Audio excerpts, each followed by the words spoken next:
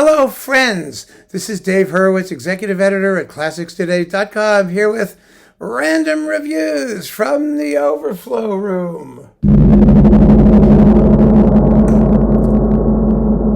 And today we're talking about a single composer, I promised, Lutosławski, the great Polish composer, and he was great. I mean, he was fantastic. He wrote wonderful, wonderful music, and I have tons of it, upstairs, downstairs. He was very well recorded. He recorded his own stuff. He was done by everybody for a long time. He was one of the avant-garde 20th century composers that everybody kind of liked because of his kindness as a human being, his seriousness as an artist, the approachability of his music, even though it was in a consistently advanced style, tonally and formally and all of those things. He was just the whole package. He really was. So let me just tell you what we have here. You can go experiment at your leisure. First, we have this EMI Matrix Series, which was his first sort of comprehensive exposure. It was the middle of his career when these things were recorded. So at 78, actually, and he lived from 1913 to 1994. So, or some of them were done in 1978. What are these? 19, yeah, that's about when. We got it about right. So we have Preludes and Fugue for 13 solo strings. The three poems of Henri Machaut, which is just a lovely choral work. Paroles Tissées, and his postlude number 1. So there you go. That's the first disc of this Matrix series. These are not the most important works of his that you need to get to know, by the way, although the three poems by Henri Machaut are very definitely worth hearing.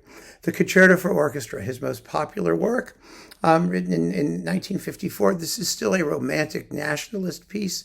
It's not terribly advanced, but it does have foreshadowings of things to come. For example, the scherzo movement, where you have wispy sounds played very quickly with exotic bits of celesta and 3 muted snare drums whirring along in the background. I mean, there's his incredibly sensitive feel for timbre, which is evident in all of his music. It's a wonderful work with a big, exciting ending.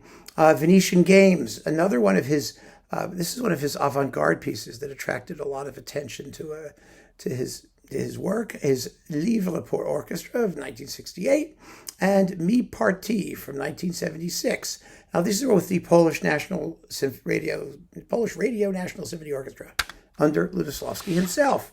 So is this one, by the way. These are all him conducting. This one, however, is all, yes, he's doing all of this stuff. His Symphony number 1, which is a terrific neoclassical type piece, post-Stravinsky, but, all the more listenable for that. His second symphony, which has 2 movements, one marked hesitant and then direct, and they're of equal length, and there's a lot of quasi-aleatoric music. In other words, it's not totally improvised, but he gives individual players the opportunity to, repeat melodic cells for a certain period of time before moving on. It's very, very interesting work. His funeral music from 1958 and his symphonic variations from 1938. The variation tune being The One by Paganini. You know that one. Then this twofer is just taken from these sets. They reissued from those 3 discs this twofer thing. Then we've got, let's see, the essential Lutosławski on Philips, which is now Decca. I'm sure this no longer exists.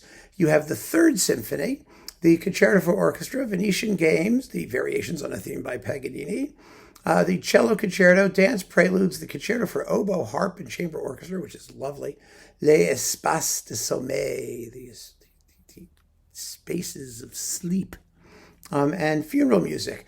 Now, these are with Martha Argerich, Nelson Freire, Heinrich Schiff, Edward Brunner, Heinz Holliger, Ursula Holliger, Dietrich Fischer-Dieskau, the Berlin Phil, conducted by Lutosławski himself, and some other works with the National Philharmonic in Warsaw under Witold Rawicki.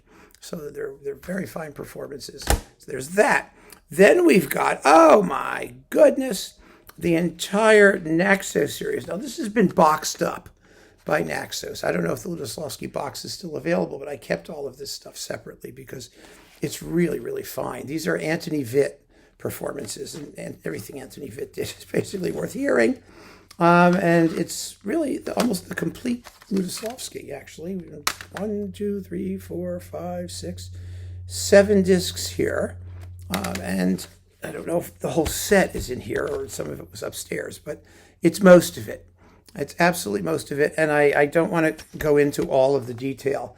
They're very fine performances, and you can get the box. I just kept these singles because, well, because I keep things. Don't ask me why, I just do. But it's a very good series. And I'm going to leave it at that and say that you should probably consider it because Lutosławski is a major guy. Then we have, let's see, what's this? Oh, this is such a great disc. This is also Antoni Wit, but it wasn't part of the regular orchestral series. The 20 Polish Christmas Carols for soprano, female choir, and orchestra. 40 minutes. An absolutely exquisite, lovely, loving, beautiful setting of incredibly attractive music. This is a fantastic disc. His Lacrimosa for soprano, choir, and chamber orchestra, and 5 songs for female voice and 30 solo instruments. This is such a beautiful, beautiful record. And I just urge you to hear it. I really do. I mean, I don't think it has texts and translations, which is... No, it doesn't. It just has a good, serious booklet, but it would have been better to have the words, of course. But I didn't care because the music is so lovely. My former partner, my late partner, David Vernier, reviewed this for ClassicsToday.com and just thought it was unbelievable. And he was right. I got it because of his recommendation, actually. And then, last but not least, more Antoni Wit with the Warsaw Philharmonic on Dux, the Lutosławski Concerto for Orchestra, and his cello concerto with Rafał Kwiatkowski, cello. When was this recorded? 2005, rather recently.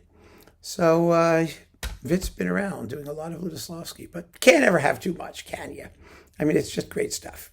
So that's Lutosławski. I'm in here in the overflow room anyway. There's another bucket of it upstairs. I have not tired a bit of his music. It's all worthwhile and worth hearing, in my view. He was a major voice in 20th century music. So keep on listening, friends. Thanks so much for joining me. Take care.